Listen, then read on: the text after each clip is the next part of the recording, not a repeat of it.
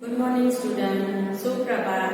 આજે ધોરણ 2 ગણિતમાં આપણે ચેપ્ટર 9 માં પાર્ટ 4 ત્રણ આંકડા થઈ ગયા છે. આપણે વારના નામ શીખ્યા, કયા દિવસે કયો વાર છે એ પણ આપણે શીખ્યા. હવે એવી રીતે આપણા આખા વર્ષમાં કેટલા મહિના આવે છે?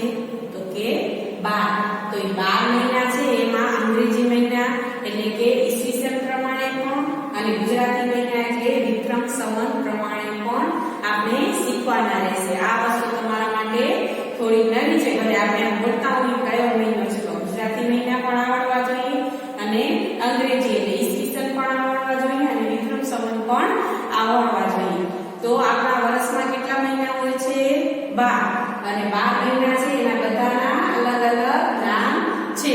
તો વિક્રમ સંવતમાં 12 મહિનાના નામ જે છે અહીંયા મેં તમને કે પહેલો મહિનો એટલે કયો, બીજો મહિનો એટલે કયો મેં અહીંયા લખીને તમને આપ્યું છે. પણ આ જ વસ્તુ તમારી આમાં બુકમાં પણ છે, તો એ પણ તમે જોજો એટલે તમને ખ્યાલ આવશે. બરાબર છે? આ પેજ નંબર તમારો છે 66. અહીંયા તમને આપેલા છે 66, 67, 68. આ આપણો શું છે? તો કે વાર, મહિના, વિક્રમ સંવત અને ઈસવીસન પ્રમાણેના જ છે. તો એ પ્રમાણે તમારે કરવાના રહેશે. તો મેં અત્યારે આપ્યું છે. આજે ચેપ્ટરમાં આપણે કેટલું શીખશું આજના વિડીયોમાં?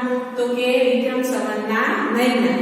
તો સૌથી પહેલો મહિનો આપણો આવે છે, જો અહીંયા એક નંબર ઉપર મેં કયો મહિનો આપ્યો છે? તો કે કારતક. સમજાણું? પહેલો મહિનો આપણો ગુજરાતી ક્યાંથી શરૂ છે? વિક્રમ સંવત ક્યાંથી ચાલુ થાય છે? તો કે કારતકથી.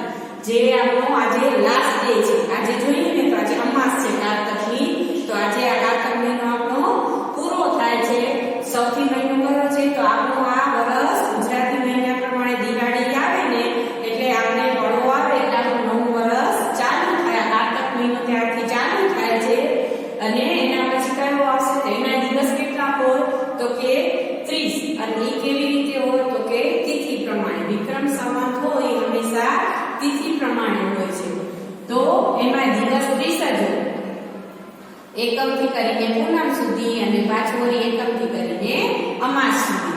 તો પેલો છે ઈ કારતક, બીજો છે ઈ માગશર, ત્રીજો છે ઈ પોષ, ચોથો છે ઈ મહા, પાંચમો છે ઈ ફાગણ, છઠ્ઠો છે ઈ ચૈત્ર, સાતમો છે ઈ વૈશાખ, આઠમો જેઠ, નવમો અષાઢ, 10મો શ્રાવણ, 11મો ભાદરવો અને 12મો આસો.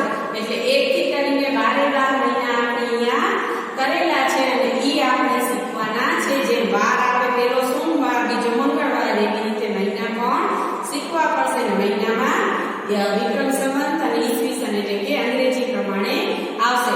તો જ્યારે નેક્સ્ટ મળશું ને ત્યારે આમાં આપણે વધારાની વસ્તુ કરશું. આ ચેપ્ટર થોડું મોટું છે એટલે ધ્યાનથી કરજો. અને હોમવર્કમાં તમારે આજે એક સામે કારતક, જો આવું ન ફાવે તો આપણે એની જરૂર નથી. આની સામે આપણે શું લખશું? કારતક અને ઉપર લખશું વિક્રમ સંવત.